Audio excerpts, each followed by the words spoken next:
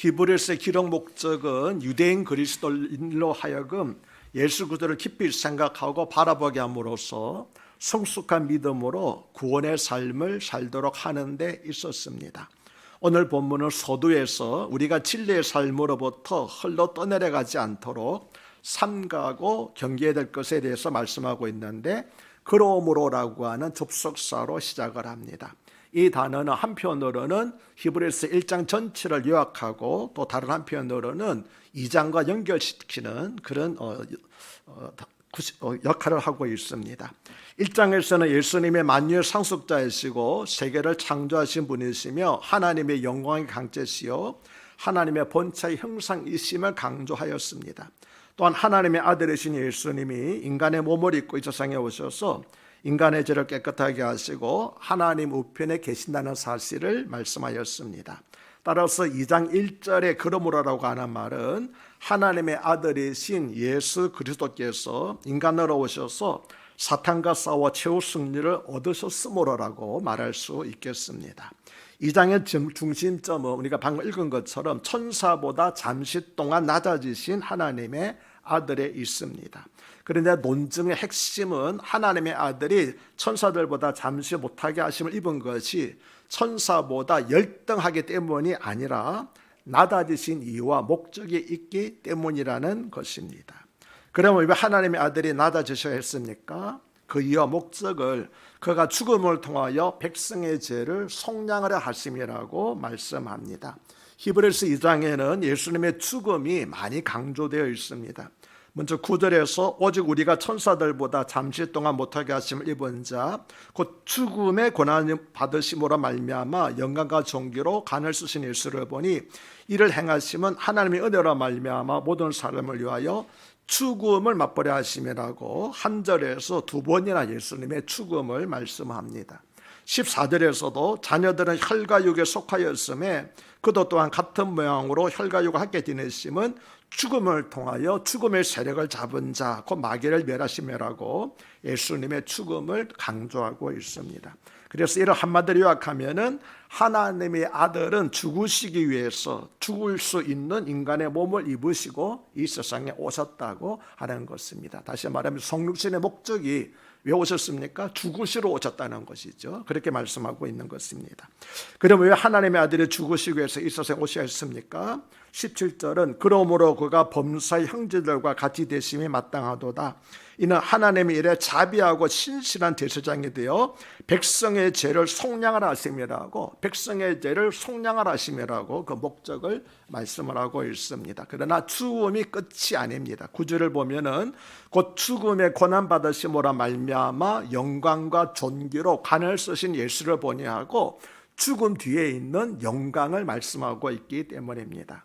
또 10절에서 또한 그로 말미암아 많은 아들들을 이끌어 영광에 들어가게 하시는 일에 그들의 구원의 창시자를 고난을 통하여 온전하게 하심이 합당하도다 하고, 주님의 죽으심으로 말미암아 많은 아들들이 누굴까요?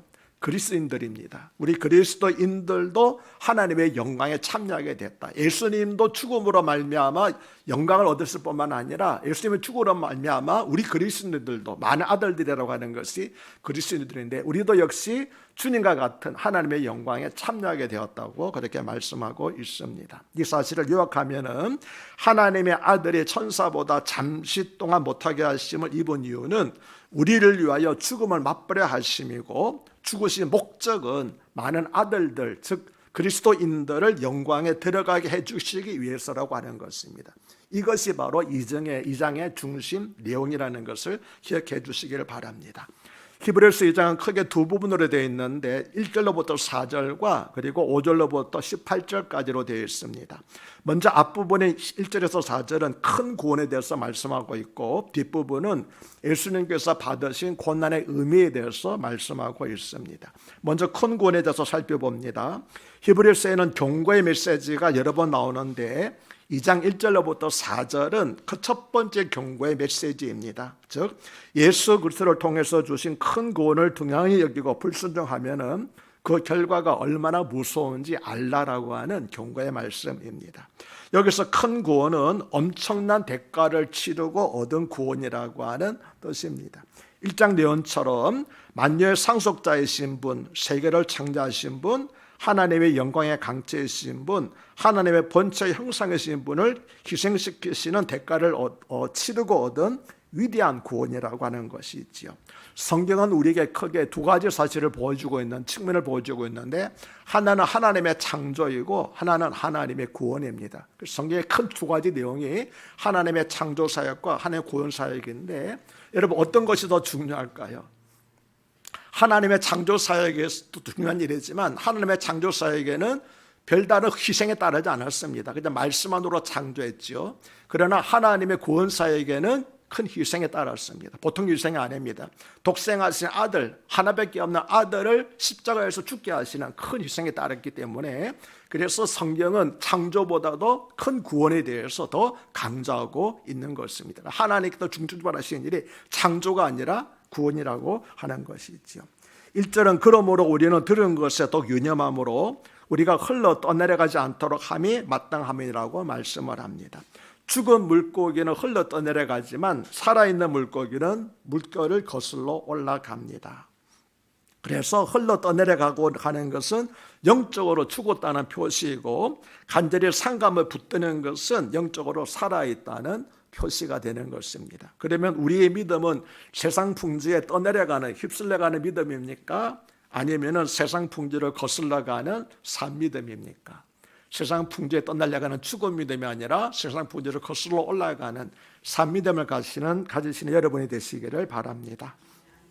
2절과 3절은 천사들을 통하여 하신 말씀이 견고하게 되어 모든 범죄함과 순종하지 아니함이 공정한 보응을 받았거든 우리가 이같이 큰 구원을 등한히 여기면 어찌 그 부흥을 피하려라고 말씀을 합니다. 이 말씀은 1절의 경고를 무시할 때 어떻게 되는가를 말씀한 것입니다. 그리고 여기서 천사들을 통하여 하신 말씀은 율법을 가리킵니다. 이스라엘 백성들이 율법을 어기고 순종하지 않았을 때 공의로운 하나님의 심판이 임했지요. 그 심판은 문둥병이나 폐병이나 종기와 같은 질병을 통해서, 또는 기근이나 환파와 같은 자연적인 재난을 통해서, 또는 불의의 사고나 물질적인 궁핍을 통해서, 또는 내란이나 전쟁 등을 통해서 다양하게 임하였습니다. 이처럼 천사가 전해진 율법을 어겨도 공의로운 심판을 받았다면, 하물며 하나님의 아들 예수 그리스도께서 주신 큰 구원을 등한히 여긴다면 어떻게 하나님의 엄중한 심판을 피할 수 있겠느냐라고 하는 것입니다. 3절 하반절은 이 구원, 이 큰 구원은 처음에 주로 말씀하신 바요, 들은 자들이 우리에게 확정한 바라고 말씀합니다. 이 구원은 처음에 하나님의 아들이신 예수님께서 우리에게 말씀하신 것입니다. 예수님은 마가복음 10장 45절에서 잘 아시는 말씀이죠. 인자가 온 것은 섬김을 받으려면 아니라 도리어 섬기려 하고 자기 목숨을 많은 사람의 대속 물려주려 함이니라고 말씀을 하셨습니다. 또 요한복음 3장 14절과 15절에서는 모세가 광야에서 뱀을 든 것 같이 인자도 들려야 하리니 있는 그를 믿는 자마다 영생을 얻게 하려 하심이니라고 말씀을 하셨습니다. 그래서 예수님께서 먼저 구원을 말씀하셨고, 이 구원은 또한 예수님으로부터 말씀을 받은 사도들이 우리에게 확정한 것입니다. 무엇이요? 예수님으로 말미암는 큰 구원이. 사도 베드로는 사도행 2장 38절에서 너희가 회개하여 각각 예수 그리스도의 이름으로 세례를 받고 제사함을 받으라, 그리하면 성령의 선물을 받으리라고 증언하였고, 사도 요한은 요한복음 1장 11절에서 영접하는 자, 곧 그 이름을 믿는 자들에게는 하나님의 자녀가 되는 권세를 주셨다. 다시 말하면 구원받는다라고 증언을 하였습니다. 4절을 보면 이렇게 말씀하시죠. 하나님도, 그러니까 예수님만 증언한 것이 아니라 사도들도 증언하였고, 그것만 아니라 하나님도 증언했다는 겁니다. 그래서 하나님도 표적들과 기사들과 여러 가지 능력과 및 자기의 뜻을 따라 성령에 나눠주신 것으로서 그들과 함께 증언하셨느니라. 뭘 증언했습니까? 예수님으로 말미암는 큰 구원에 대해서 증언했다고 하는 거지요. 사도들의 복음을 전파할 때 하나님께서는 사도들이 전하는 복음이 진실이라고 하는 것을 4가지 방법을 통해서 확증시켜 주셨습니다. 그 4가지 방법이란 바로 표적들과 기사들과 여러 가지 능력과 성령의 다양한 은사들입니다. 사도행전을 보면 이러한 증거 역사가 많이 나오지요. 대표적으로 두 가지만 들면은 사도행전 3장을 보면은 성전 미문에서 구걸하던 날 때부터 걷지 못한 사람에게 베드로가 은과 금은 내게 없거니와 내게 있는 이것을 내게 주노니 나사렛 예수 그리스도의 이름으로 일어나 걸어라 하고 오른손을 잡아 일으키니까 발과 발목이 곧 힘을 얻고 뛰어서서 걸으며 그들과 함께 성전으로 들어가면서 걷기도 하고 뛰기도 하며 하나님을 찬송하였습니다. 베드로만 그런 거 아니죠. 사도 바울도 사도행전 9장을 보면은 루스드라에서 역시 나면서부터 걷지 못한 사람을 일어나 걷게 한 사실이 있었습니다. 이처럼 예수님으로 말미암는 구원은 역사적으로 수많은 증인들과 증거들을 통해서 확증된 것이라는 것 사실입니다. 그러므로 우리는 어떤 환난과 핍박과 유혹이 오더라도 이 큰 구원, 예수님으로 말미암아 우리에게 주어진 큰 구원을 등한히 여기면 안 된다는 겁니다. 여기서 등한히 여긴다는 말은 무시하거나 무관심하다는 뜻입니다. 만약 우리가 물질적인 욕심이나 권세나 명예욕이나 세상 쾌락으로 말미암아 이 큰 구원, 예수님께서 십자가 못 박혀 돌아가심으로써 우리에게 주신 그 큰 구원을 무시하고 무관심하고 소홀히 여긴다면 무서운 하나님의 심판을 피할 길이 없고 영원한 파멸에 이르게 된다는 것입니다. 천사들의 전해진 율법을 어겨서도 하나님의 엄중한 심판을 받았는데 하물며 하나님께서 그 아들을 십자가에 못 박아서 구원하신 주신 그 큰 구원을 등한히 여긴다면 어떻게 하나님의 진노를 피할 수 있겠느냐라고 하는 것이지요. 5절부터는 예수 그리스도께서 받으신 고난의 의미에 대해서 말씀을 합니다. 먼저 5절은 하나님이 우리가 말하는 바 장차 올 세상을 천사들에게 복종하게 하심이 아니니라고 말씀을 합니다. 현대인의 성경은 5절을 하나님은 우리가 말하는 장차 올 세상을 천사들이 통치하도록 맡기지 않으셨습니다라고 번역을 했습니다. 그럼 여기서 말하는 장차 올 세상은 뭘 가리킬까요? 예수 그리스도로 말미암아 이루어질, 장차 이루어질 새로운 세상, 새 하늘과 새 땅을 가리켜서 장차 올 세상이라고 말하였습니다. 6절과 7절은 그러나 누구인가가 어디에서 증언하여 이르되 사람이 무엇이기에 주께서 그를 생각하시며 인자가 무엇이기에 주께서 그를 돌보시나이까. 그를 잠시 동안 천사보다 못하게 하시며 영광과 존귀로 간을 씌우시며라고 말씀을 합니다. 이 말씀은 다윗이 쓴 시편 8편 4절로부터 6절 말씀을 인용한 것입니다. 그런데 시편 8편을 보면은 여러분 구약 성경을 보시면은 하나님보다 조금 못하게 하시며라고 되어 있습니다. 그런데 히브리서 2장에서는 천사보다 조금 못하게 하시며라고 되어 있습니다. 바울 이 히브리서 저자가 인용을 하면서 의도적으로 구약 성경에서는 하나님보다 조금 못하게 하시라고 되어 있는데 여기서는 의도적으로 천사보다 조금 못하게 하시라고 되어 있는데 그 이유가 무엇이냐 하면은 구약성경 10편 8편에서 하나님이라고 되어 있는 히브리어가 엘로힘으로 되어 있습니다. 그런데 이 엘로힘이라는 말은 하나님이라는 말로도 번역이 되지만 천사들이라는 말로도 번역이 될 수가 있습니다. 그러니까 같은 엘로힘이라는 말이 하나님이라고도 번역할 수도 있고 천사들이라고 할 수도 있는데 시편 8편에서는 하나님이라고 하는 것이 맞다는 거예요. 그렇지만 이거를 인용하면서는 천사보다 조금 못하라고 천사라고 번역을 했는데 그 이유는 이렇습니다. 시편 8편에서는 인자 즉 사람을 누가 비교하게 되면은 인자가 사람이에요. 그죠? 10편 8편에서 말하는 인자는 예수님 말하는 게 아니고 사람입니다. 사람을 누가 비교하냐면은 창조주신 하나님과 비교하고 있는 것이고 히브리서 2장에서 인자는 누굴 말하는 거예요? 사람이 아니라 예수를 말하는 거예요. 그 예수를 누가 비교하고 있습니까?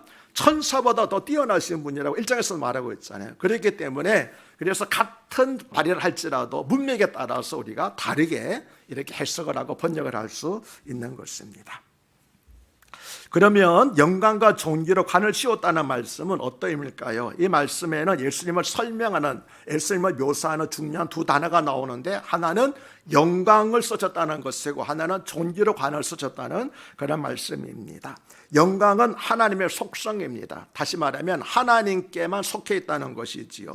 이 영광은 하나님의 거룩하심 안에 존재하는 것이기 때문에 영광은 오직 하나님께만 있는 것입니다. 그런데 예수님을 설명하는 또 하나의 중요한 단어가 뭐라고 그랬습니까? 존귀라고 그랬잖아요. 하나님의 거룩하심 안에 있는 것이 영광이라고 한다면 이 거룩하심과 영광이 충만하게 넘쳐나는 상태를 가리켜서 존귀라고 표현을 합니다. 그러니까 예수님께서는 하나님의 가질 수 있는 영광이 충만하게 나타나실 분이라고 그렇게 말씀하고 있는 것이죠. 예수님은 죄와 죽음을 정복하신 승리자로서 영광과 존귀의 간을 쓰시고 하나님 우편에 앉으셨습니다. 예수님은 이처럼 영광과 존귀의 간을 쓰고 계신 분이시기 때문에 성령님을 모신 거룩한 성도들이 하나님의 말씀으로 깊이 들어가게 되면 어떻게 될까요? 영광과 존귀로 관할 쓰신 예수님을 찬양하게 된다고 하는 것입니다. 8절과 9절 한번 읽어볼까요? 만물을 그 발 아래에 복종하게 하셨으니 만물이 그에게 복종하게 하셨은즉 복종하지 않은 것이 하나도 없어야 하겠으나 지금 우리가 만물이 아직 그에게 복종하고 있는 것을 보지 못하고 오직 우리가 천사들보다 잠시 동안 못하게 하심을 입은 자 곧 죽음의 고난 받으심으로 말미암아 영광과 존귀로 관을 쓰신 예수를 보니 이를 행하심은 하나님의 은혜로 말미암아 모든 사람을 위하여 죽음을 맛보려 하심이라. 아멘. 예수님은 만물이 그 발 아래 복종하게 될 만큼 영광스럽고 존귀하신 분이지요. 그러나 지금 우리는 만물이 아직 그에게 예수님에게 복종하지 않은 것을 보고 있다는 것입니다. 왜 그럴까요? 그것은 예수님의 재림 때, 장차 재림 때 이루어질 것이기 때문입니다.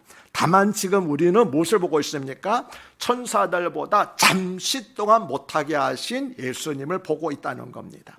천사들보다 잠시 동안 못하게 하셨다고 하는 것은 예수님의 낮아지심을 의미합니다. 하나님과 동등하신 하나님께서 잠시 천사들보다 인간의 몸을 입고 낮아졌다고 하는 것이죠.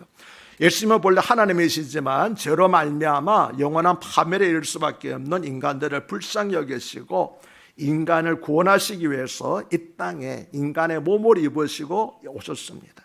예수님이 낮아심은 이것으로 끝난 것이 아닙니다. 우리 죄를 위해서 온갖 조롱과 멸시와 치욕과 채찍질을 다 받으시고 저주스러운 십자가에 못 박혀 돌아가시는 자리에까지 이르렀습니다. 그래서 빌립보서 2장 말씀 보게 되면 죽기까지 순종하셨다고 그렇게 말씀하지요. 그러면 하나님의 아들이신 예수님께서 왜 이렇게 고난을 받으신 것입니까? 9절 하반절은 이를 행하심은 하나님의 은혜로 말미암아 모든 사람을 위하여 죽음을 맛보려 하심이라고 말씀을 합니다. 다시 말하면 예수님께서 죽음의 고난을 받으신 이유는 죽음의 고통에 시달리며 죽어가고 있는 인간들을 위해서 죽음을 맛보고자 하심이었다는 것입니다. 죽음의 고통은 살아있는 사람들을 괴롭히고 파멸에 이르게 합니다. 그래서 많은 사람들이 죽지 않으려고 발버둥 치잖아요. 예수님은 이러한 죽음의 고통으로부터 우리를 구원하시기 위해서 이 땅에 오셔서 죽음의 고통을 맛보셨다는 것입니다. 이것은 오직 우리를 사랑하시는 그 크신 사랑 때문이었습니다. 그리고 예수님께서 우리 대신 죽음의 고통을 당하셨기 때문에, 경험하셨기 때문에 우리는 죽음의 고통을 당하지 않습니다. 우리 며칠 전에 우리 정판모 권사님께서 세상을 떠나셨지만 정판모 권사님도 죽음의 고통을 당하신 거 아니에요. 그분에게 죽음이 오히려 기쁨이었습니다. 왜냐하게 되면 이 세상 수고를 거치고 주님 품에 안겨서 안식을 누리는 거기 때문에 예수님께서 우리 대신 죽음의 고통을 경험하시고 맛보셨기 때문에 예수님께서 대신 당하셨기 때문에 대신 당한 것을 우리가 당하지 않는다고 그랬잖아요. 우리 그 조직신학에서 배웠잖아요. 그리고 예수님께서 앞서가신 것은 장차 우리가 하는 것이고 대신 당하신 것은 우리로 하여금 대신 당하지 않게 하시는 거라고 말씀을 드렸습니다.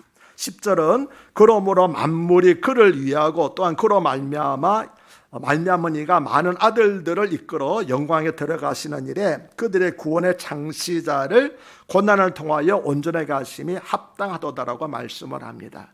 이 말씀이 조금 어려워서 제가 좀 쉽게 번역되어 있는 성경들을 쭉 찾아보니까 우리말 성경이 가장 쉽게 번역이 되어 있어서 소개합니다. 우리말 성경은 10절을 모든 것을 만드시고 모든 것을 보존하시는 하나님께서는 많은 아들들을 영광에 이르게 하시려고 그들의 구원의 창시자를 고난을 통해서 완전하게 하시는 것이 마땅합니다라고 번역을 했습니다. 이 말씀은 하나님께서 인간을 구원하시는 방법은 바로 고난을 통한 영광이라는 사실을 우리에게 보여주고 있습니다. 누가복음 24장을 보면은 예수님께서는 부활하신 후에 엠마오로 내려가던 두 제자에게 말씀을 하셨지요. 뭐라고 말씀하셨습니까? 미련하고 선자들이 말한 모든 것을 마음에 터듬 있는 자들이요 라고 하시면서 그리스도가 이런 고난을 받고 자기의 영광에 들어가야 할 것이 아니냐, 성경에 기록되지 않네 말입니다. 그리스도가 먼저 고난을 받고 그 후에 영광에 들어가야 된다고 성경에 말하고 있지 않느냐, 이것을 어떻게 미련한 사람들아 선지자들이 말한 것을 알지 못하느냐라고 그렇게 말씀을 하셨습니다. 사람들은 그러나 고난 없이 영광에 이르고자 합니다. 또 사람들은 고난은 무조건 나쁜 것으로 생각하고 할 수 있는 대로 고난을 회피하고자 합니다. 그러나 고난이 반드시 나쁜 것만은 아닙니다. 왜냐하면 우리는 고난을 통해서 인생의 깊이를 배우고 성숙해질 수 있기 때문입니다. 또 고난을 통해서 하나님의 뜻을 깨닫게 되고 우리 인격이 깊어지고 넓어질 뿐만 아니라 예수 그리스도의 장성한 분량에까지 이르게 되기 때문입니다. 그래서 다윗은 시편 119편 67절과 71절에서 고난당하기 전에는 내가 그릇 행하였더니 이제는 주의 말씀을 지키나이다. 또 고난당한 것이 내게 유익이라 이로 말미암아 내가 주의 율례들을 법도들을 배우게 되었습니다라고 고백을 했습니다. 다윗만 그렇게 고백한 거 아닙니다. 사도 바울도 로마서 5장 3절과 4절에서 다만 이뿐 아니라 우리가 환난 중에서도 즐거워하나니, 환난이 고난이잖아요. 환난 중에서 즐거워하나니 이는 그 이유는 환난은 인내를, 인내는 연단을, 연단은 소망을 이루는 줄 알미로다라고 고백을 한 것입니다. 그 다음 11절로부터 18절에서는 구원의 주로 예수님으로 말미암아 우리가 누리게 된 축복에 대해서 쭉 말씀하고 있는데 몇 가지로 나누어서 설명을 드리면, 첫째로 구원의 주 예수님으로 말미암아 우리는 영광스러운 하나님의 자녀가 되었습니다. 우리 11절로부터 13절을 읽겠습니다. 거룩하게 하시는 이와 거룩하게 함을 입은 자들이 다 한 근원에서 난지라. 그러므로 형제라 부르시기를 부끄러워 아니하시고 이러시되 내가 주의 이름을 내 형제들에게 선포하고 내가 주를 교회 중에서 찬송하리라 하셨으며 또다시 내가 그를 의지하리라 하시고 또 다시 볼지어다 나와 및 하나님께서 내게 주신 자녀라 하셨으니. 아멘. 놀라운 말씀 아닙니까? 예수 그리스도로 말미암아 우리가 하나님의 자녀가 될 뿐만 아니라 예수님께서 나를 형제라 부르신다는 거예요. 예수님은 거룩하신 분일 뿐만 아니라 고난받으심으로 말미암아 예수님을 믿는 우리들도 거룩하게 하시는 분이 있습니다. 그래서 우리를 거룩하게 하신 후에 예수님께서 우리를 가리켜서 형제들이다, 나와 같은 자들이다.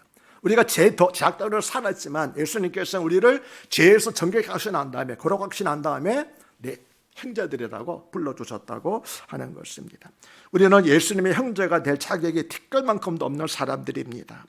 그래서 우리를 죽을 죄에서 구원해 주신 것만도 감사하지 않습니까? 그런데 하나님의 거룩한 자녀로 삼아주시고 예수님의 형제라 일컬음을 받게 하시고 영광스러운 하나님의 나라를 상속하게 하셨다는 것입니다. 이보다 더 영광스럽고 복된 일이 어디 있겠습니까? 둘째로 마귀의 권세로부터 해방시켜 주십니다. 우리 14절로부터 16절을 읽겠습니다. 14절로부터 16절.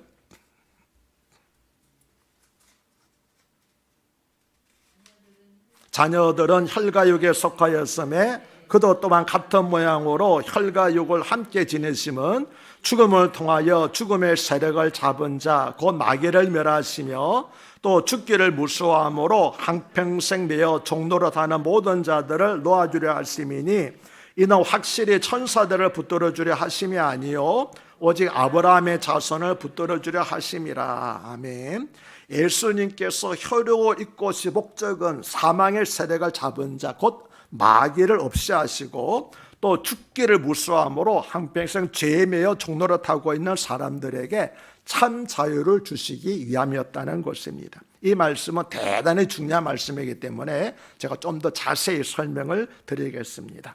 로마서 5장 12절에서 한 사람으로 말미암아 죄가 세상에 들어오고 죄로 말미암아 사망에 왔나니라고 말씀과 같이 사탄은 사망의 세력을 잡은 자입니다.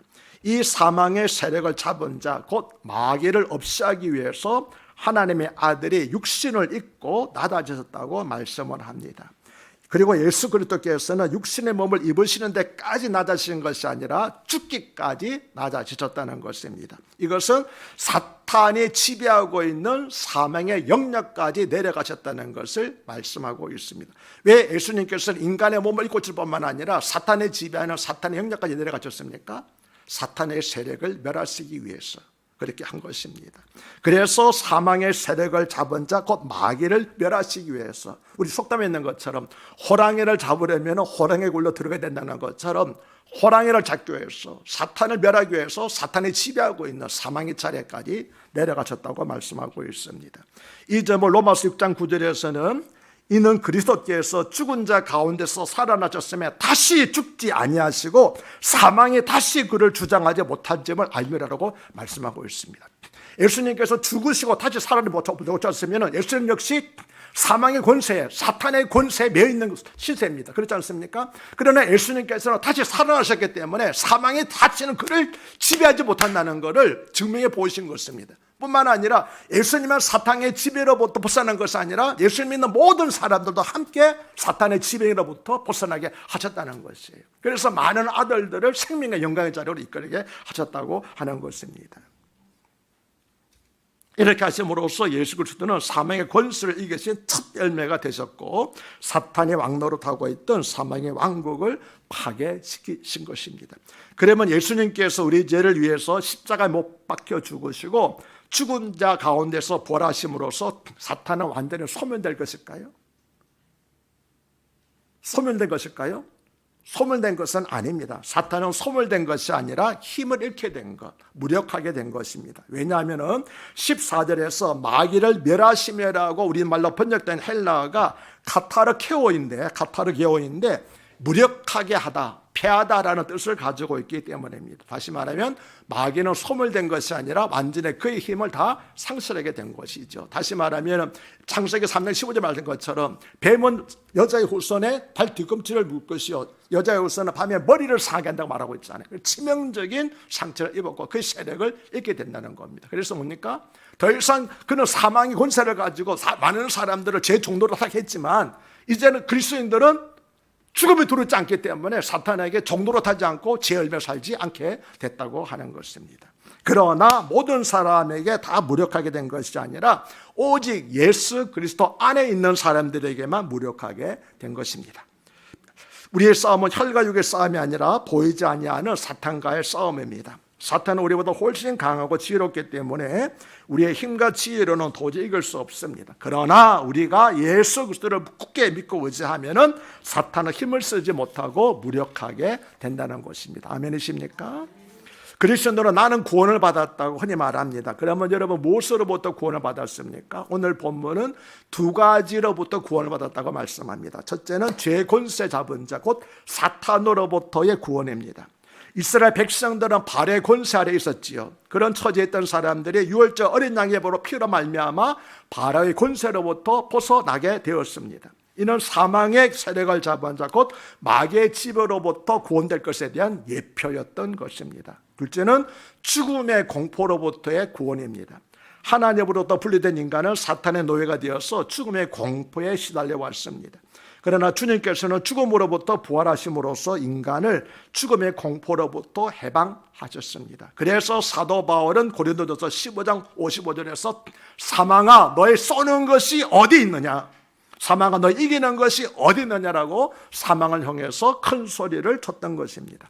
이제 성도들에게 죽음은 결코 공포의 대상이 아닙니다.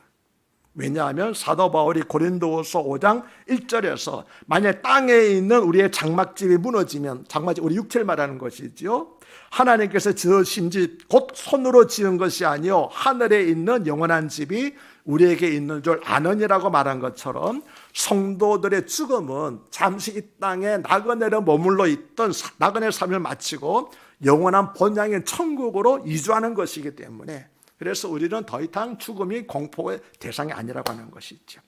그런데 이는 확실히 천사들을 붙들어 주려 하심이 아니요 오직 아브라함의 자손을 붙들어 주려 하심이라고 말씀을 합니다.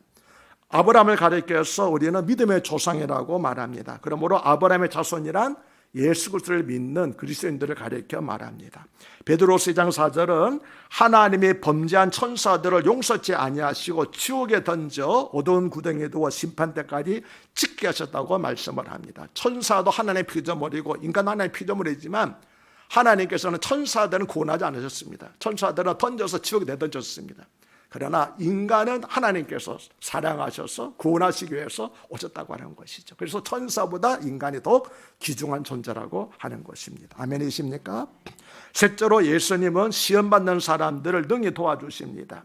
17절과 18절은 그러므로 그가 범사의 형제들과 같이 되심이 마땅하도다. 이는 하나님의 일에 자비하고 신실한 대제사장이 되어 백성의 죄를 속량하라 하심이라. 그가 시험을 받아 고난을 당하셨은즉 시험받는 자들을 능히 도와줄 수 있느니라고 말씀을 합니다.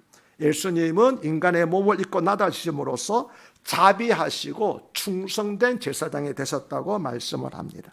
예수님께서 나다주시기 전에는 성자 하나님이셨지요.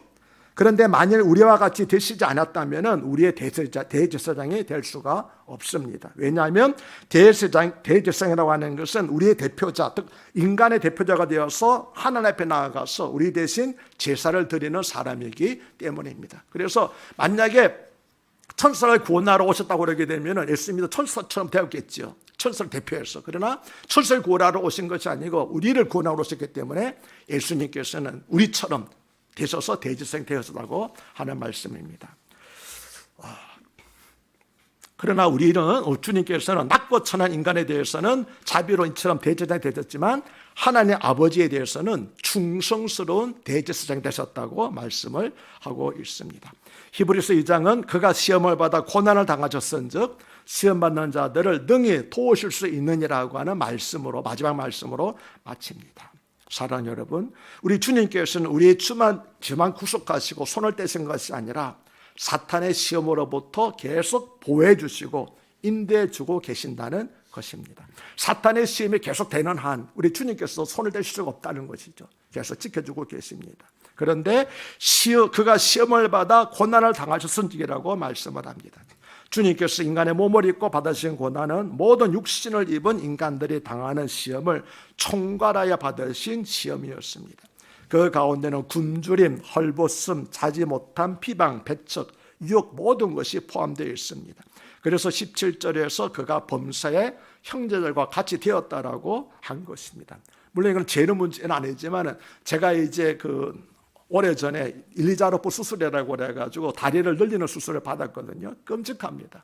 하루에 0.5mm씩 다리를 늘리는데 이거는 맨정신은 못할 일입니다. 너무너무 힘들어가지고 제가 늘릴 때마다 하나님 제발 제가 그냥 눈을 감고 이거 3개월 걸린다고 그랬거든요. 눈을 감고 깨어나면 3개월이 지나가게 해달라고 할 정도로 너무너무 괴로웠는데 그때 제가 위로받은 것이 나는 내 다리 고치려고 못을 박았지만 우리 주님께서는 아무 죄가 없이 우리를 위해서 십자가에 못 박혔다는 사실이 얼마나 위로가 된지 모릅니다. 평소에는 몰랐는데 제가 다리에 못을 박히고 보니까 너무 그것이 감동스럽게 다가오게 되는 거예요. 그래서 얼마나 그 위로를 받았는지 주님 나는 내 다리 늘리려고 다리에 못을 박았지만 주님께서는 나를 살려주시려고 십자가에 못 박히셨죠. 그걸 생각하니까 감사하고 눈물이 나더라고요. 우리 사랑하는 주님께서는 사는 여러분들을 위해서 범사 형제가 되시고 모든 시험 받으실 뿐만 아니라 시험을 이기신 줄로 믿으시기를 바랍니다. 히브리서 전체 요절이라고 할 수 있는 히브리서 4장 15절과 16절은 이렇게 말씀합니다. 우리에게 있는 대제사장은 우리의 연약함을 동정하지 못하실 리가 아니요 모든 일에 우리와 똑같이 시험을 받으신 이로되 죄는 없으시느니라. 그러므로 우리는 구밀하심을 받고 때를 따라 돕는 은혜를 얻기 위하여 은혜의 보좌 앞에 담대히 나아갈 것이니라. 아멘. 그렇습니다. 우리 주님께서는 우리의 영혼만이 아니라 모든 일에 때를 따라 도와주시는 분인 줄로 믿으시길 바랍니다. 여러분이 힘들어할 때, 여러분의 병으로 고통받을 때 모든 일에 때를 따라 도와주시는 우리 주님을 의지하시기를 바랍니다. 이러한 자비하고 충성된 대제사장이 되시기 위해서 예수님께서는 천사보다 잠시 동안 못하심을 입으셨던 것입니다. 예수님은 우리와 똑같이 시험 받으셨습니다. 우리와 똑같이 줄이시고 피곤하시고 슬픔과 고통을 맛보셨습니다. 그러나 예수님은 우리와 같은 체질을 가진 한 인간으로서 이 모든 것을 다 참으시고 사탄의 시험을 이기셨습니다. 예수님은 하나님께 충성하시되 십자가에서 죽기까지 충성하셨습니다. 그러므로 예수님은 자비롭고 충성의 제사장이 되어서 우리 연약함을 잘 이해하시고 능히 도와주실 수 있는 것입니다. 우리는 어려움을 당할 때 사람들에게 도움을 요청하다가 실망을 당한 때가 한두 번이 아닙니다. 우리의 문제를, 우리의 슬픔을, 우리의 아픔을 근본적으로 깊이 이해하시고 도와줄 수 있는 분은 오직 예수님 한 분뿐입니다. 우리가 예수님께 나아가 도움을 구할 때만 우리는 진정한 도움을 받을 수 있습니다. 그러므로 사람들에게 실망했다고, 사람들이 나를 도와준다고 불평하지 마시고, 그래서 주님을 의지하게 되는 것입니다. 사람으로부터 충분히 위로를 받고 도움을 받는다면 주님 바를 필요가 없잖아요. 사람이 나를 어떻게 도와주지 못하기 때문에. 그래서 자비롭고 충성된 대제사장이신 예수님께 나와서 나를 도와달라고, 때를 따라 도는 은혜를 달라고 간구하며 살아가는 것입니다. 예수님은 구원의 주가 되십니다. 구원의 주라고 하는 것은 구원의 창시자 또는 구원의 주관자라는 뜻입니다. 예수님은 우리에게 제사함을 주시고 우리를 죽음의 고통을 세방하여 참 자유를 주시고 영생을 주시며 영원한 하나님 나라를 기업으로 주시는 구원의 주가 되십니다. 이처럼 우리를 죄와 사탄의 권세로부터 구원하셔서 참 자유와 영원한 생명을 주신 구원의 주 예수님을 찬양합니다. 할렐루야. 자비로우신 하나님 아버지, 저희는 본래 죽기를 무서워함으로 한평생 매여 종노릇하며 살아가는 인생들이었습니다. 그런 저희들에게 예수 그리스도의 고난과 죽음을 통한 큰 구원의 은총을 베풀어 주셔서 참 감사드립니다. 베풀어 주시고 큰 구원에서 우리가 흘러떠나지 않도록 지켜주시옵소서. 또한 우리가 주님 따르다가 고난에 처한다 할지라도 죽음의 부활을 통해서 영광과 존귀관을 쓰신 주님을 깊이 생각함으로 참된 소망을 가지고 주님을 따라가는 저희들이 되게 하여 주시옵소서. 영광과 존귀관을 쓰신 우리 주님 예수 그리스도를 받들어 간곡히 기도드리옵나이다. 아멘.